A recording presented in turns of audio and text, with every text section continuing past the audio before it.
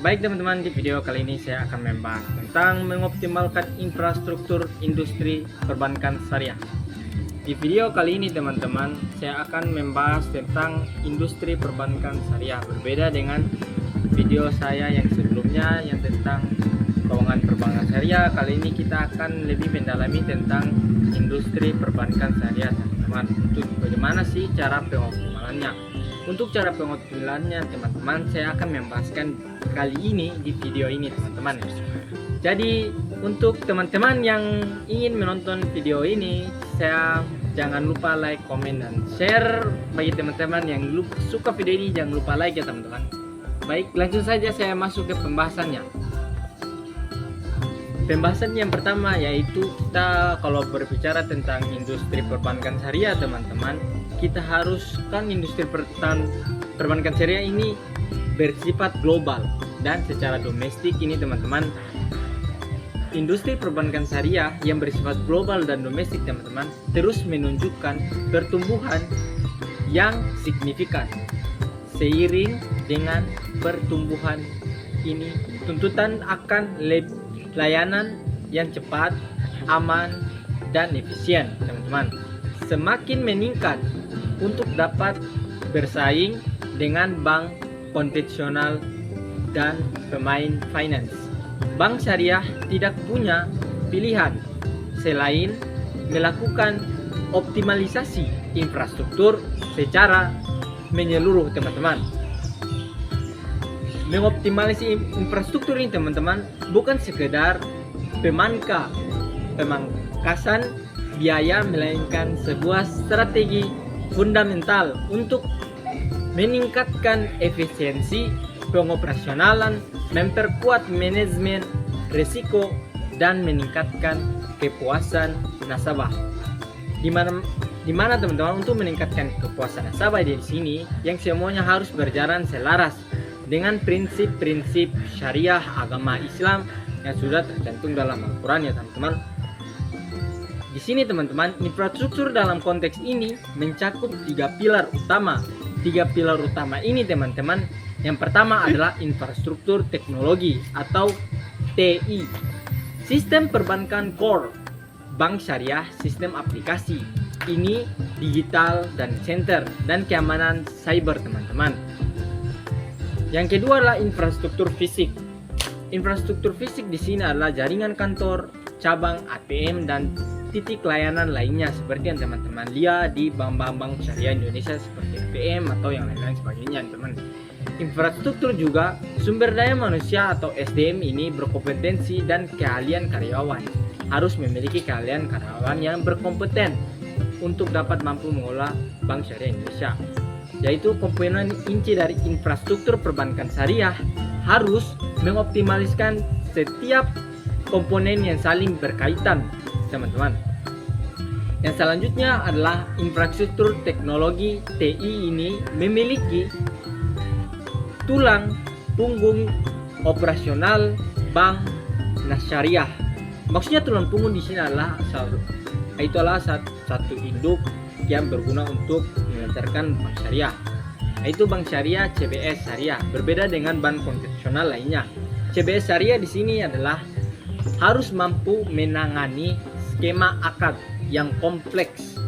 Misalnya bagi hasil untuk mudharabah dan musyarakah atau margin. Untuk mudharabah di sini teman-teman, ujrah. Untuk ijarah, sistem ini harus bisa menghitung nisbah bagi hasil yang dinamis atau sesuai, bukan bunga ya teman-teman yang statis. Digital banking channel atau mobile banking di sini teman-teman, atau internet banking dengan aplikasi progmanim dan inference untuk terhubung dengan konsisten digital finance e-commerce di sini teman-teman. Infrastruktur juga harus memiliki data center atau data pusat di sini teman-teman, atau disaster recovery center DRC, dan analitik data untuk credit scoring syariah. Keamanan juga harus memerlukan keamanan yang cukup tinggi bagi sistem perbankan. Untuk sistem perbankan syariah, sistem untuk melindungi data nasabah dan mencegah fraud sejalan dengan prinsip amanah menjaga kepercayaan masyarakat yang menggunakan bank-bank syariah, teman-teman. Yang kedua itu infrastruktur fisik, yaitu jaringan kantor cabang mencakup kantor cabang harus penuh dengan kantor, itu harus penuh dengan uang dan unit layanan syariah channel yang menempel pada bank konvensional Indo. Jaringan e-channel atau mesin ATM atau tarik setor tunai dan self-service terminal lainnya. C. Infrastruktur sumber daya manusia atau SDM, teman-teman.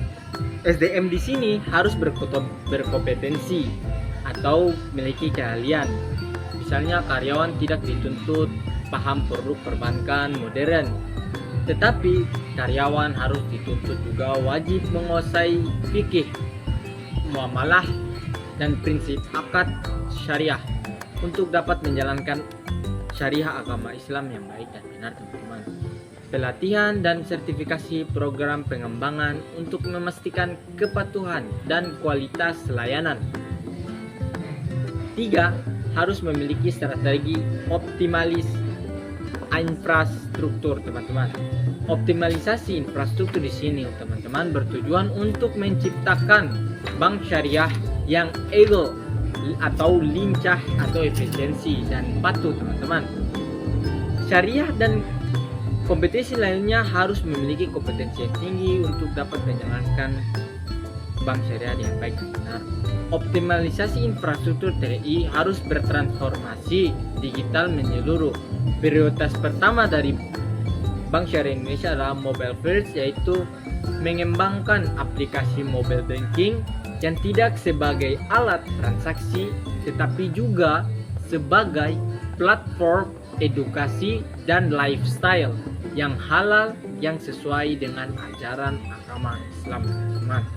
Digital onboarding juga memungkinkan nasabah membuka rekening sepenuhnya secara online atau e-KYC tanpa perlu ke cabang. Jadi teman-teman di sini kalau mau buka uang atau apa bisa download dari rumah, teman-teman, melalui mobile banking, modernisasi core bank system atau CBS. Bagi bank syariah baru yang mengadopsi CBS berbasis cloud dan enterprise agar lebih fleksibel. Bagi bank exciting melakukan modularisasi CBS agar lebih mudah mengintegrasikan layanan baru tanpa menggantikan keseluruhan sistem, teman-teman. Adopsi cloud computing memindahkan sebagian beban kerja seperti aplikasi non-inti ke cloud atau hybrid atau private cloud untuk meningkatkan skalabilitas dan efisiensi biaya. Ini mengurangi belanja modal, capex untuk server fisik ataupun automasi proses RPA atau yang bisa disebut robotic process automatic yang menggunakan RPA untuk tugas-tugas administratif berulang di bank office seperti verifikasi dokumen, akad, proses settlement, atau laporan kepatuhan.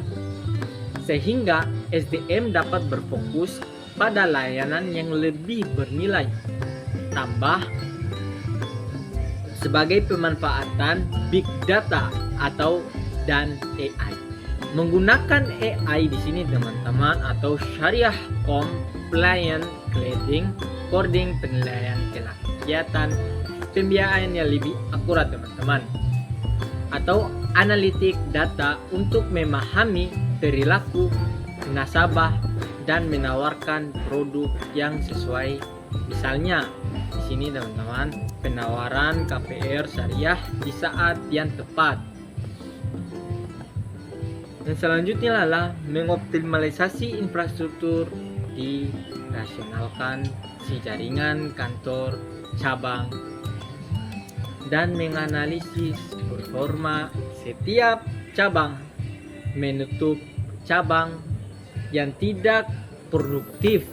Industri perbankan syariah dan global domestik terus menunjukkan pertumbuhan yang signifikan yang seperti saya jelaskan yang barusan tadi teman-teman. Dengan pertumbuhan ini tuntutan dari masyarakat begitu banyak sehingga layanan Bank Syariah Indonesia harus efisiensi, amanah untuk semakin meningkatkan kepercayaan masyarakat.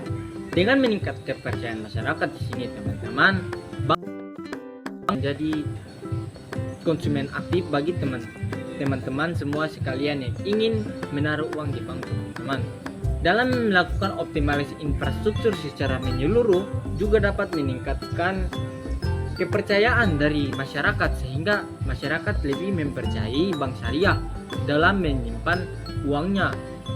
Sehingga di sini teman-teman, untuk menumbuhkan kepercayaan teman-teman, kita harus melakukan dengan cara yang baik dan benar sesuai dengan ajaran agama Islam ya teman-teman, dan harus meningkatkan optimalisasi pekerjaan yang selaras dengan ajaran-ajaran agama syariah Indonesia atau ajaran agama Islam.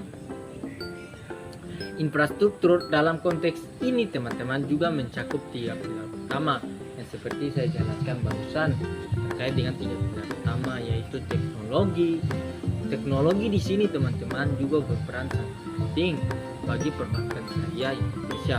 Dan seperti saya jelaskan tadi barusan teman-teman, kenapa saya bilang di sini teknologi harus sangat penting dalam perkembangan perbankan syariah di sini teman. Seperti yang kita lihat saja teman-teman, di dunia sekarang ini banyak kegiatan yang telah didominasi oleh kegiatan atau teknologi.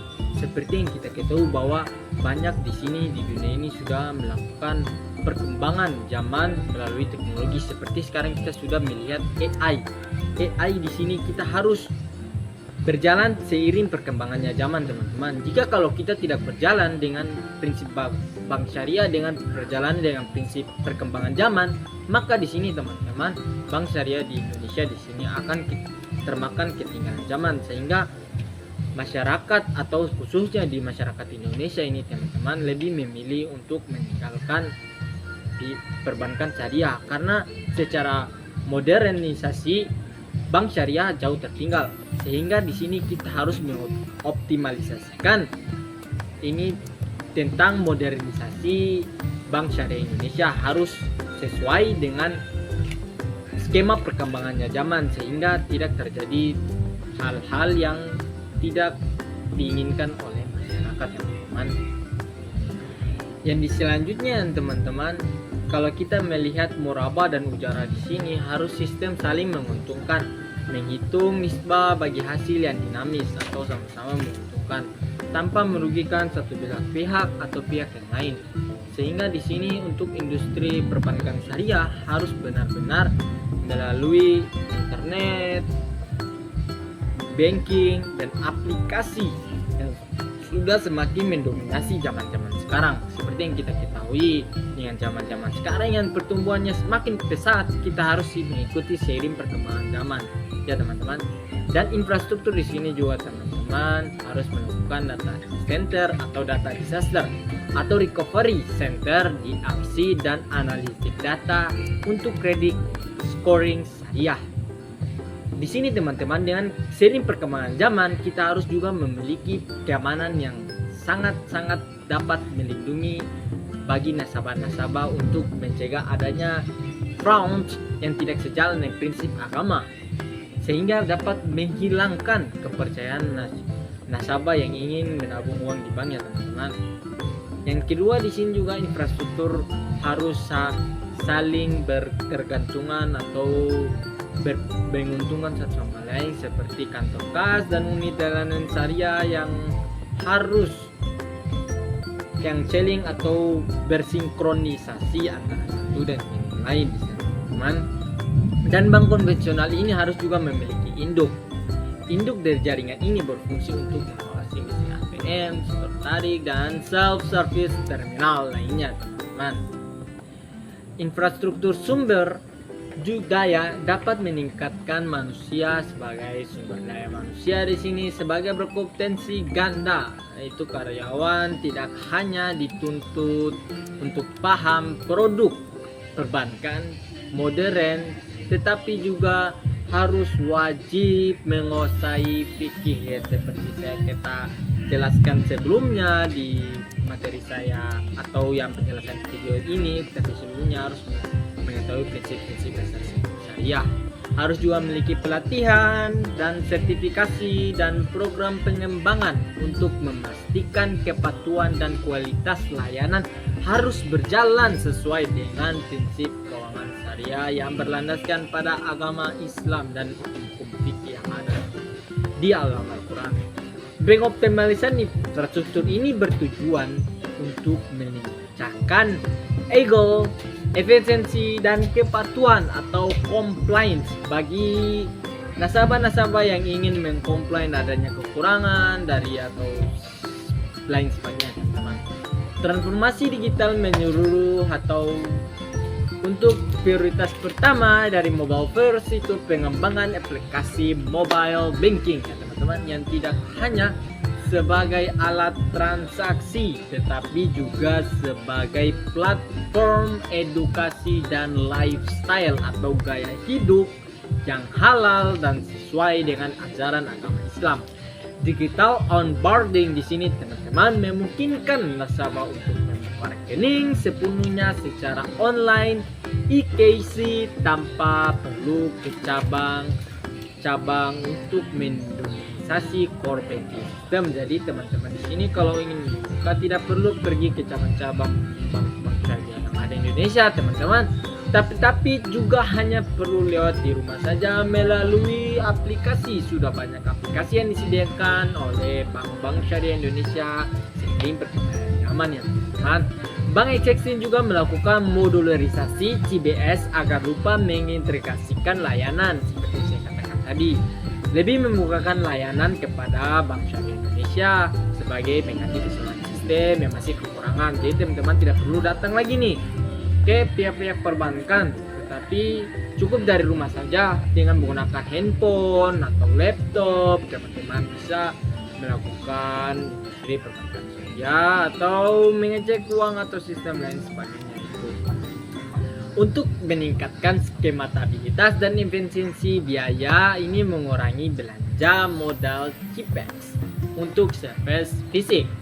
Otomasi proses RPA atau Robotic Process Automation menggunakan RPA untuk tugas-tugas administratif yang berulang di back official seperti verifikasi dokumen, akta, proses statement atau laporan kepatuhan, ya teman-teman, sehingga SDM dapat berfokus pada layanan yang lebih bernilai tambah. Dalam pemanfaatan ini, teman-teman, big data dan AI yang seperti saya jelaskan tadi dengan perkembangan zaman yang sangat pesat, di sini menggunakan AI harus sejalan dengan syariah seperti syariah kom atau pelayanan kredit yang bernilai kenaikan pembiayaan yang lebih akurat, ya teman-teman. Dan analisis data di sini harus memahami perilaku nasabah. Jadi perbankan syariah juga harus melakukan penyesuaian terhadap perilaku nasabah yang sesuai, misalnya penawaran KPR syariah yang harus tepat sesuai dengan kemauan nasabah-nasabah lainnya. Yaitu mengoptimalisasi infrastruktur fisik ini, teman-teman, rasionalkan si jaringan ke kantor cabang dengan menganalisis performa setiap cabang. Jadi kita harus menganalisis performa cabang ini dalam kualitas yang baik atau sell down performance untuk menutup cabang yang tidak produktif, yaitu merelokasikan ke area dengan potensi yang pertumbuhan tinggi. Jadi di sini untuk perbankan syariah yang memiliki pertumbuhan yang down, di sini akan kantor cabangnya ditutup karena tidak sesuai dengan kemauan nasabah. Jadi kita lebih memilih untuk melanjutkan bank syariah yang lebih tinggi pertumbuhannya. Di sini investasi dan pembiayaan syariah juga dapat layanan priority banking atau implementasi Smart Branch, kantor cabang pintar. Ini sini teman-teman, memperbanyak mesin layanan mandiri self service di cabang untuk mengurangi antrian di teller. Di sini juga perbankan syariah juga menggunakan banyak mesin-mesin untuk membantu pekerjaan. Jika teman-teman nasabah datang ke pihak perbankan untuk menarik uang, tidak perlu lagi ke teller tetapi juga bisa melalui mesin untuk menarik uang atau ingin menyimpan uang teman.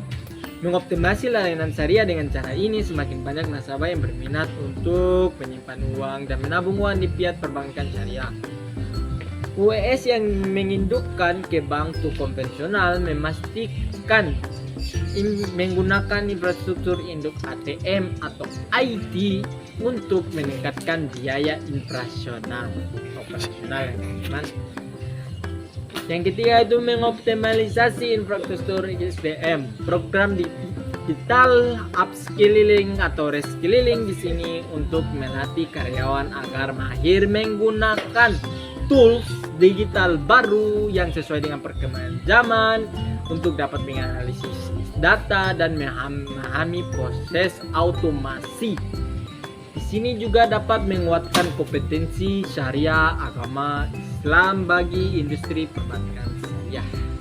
Menyelenggarakan pelatihan rutin tentang produk akad syariah terutama untuk staf di garda terdepan seperti CS dan teller dan analisis pembiayaan di sini sangat bagus untuk dapat memahami sentralisasi fungsi bank office, mengumpulkan fungsi back office seperti administrasi pembiayaan dijadikan jadi satu lokasi terpusat untuk standarisasi proses dan efisiensi.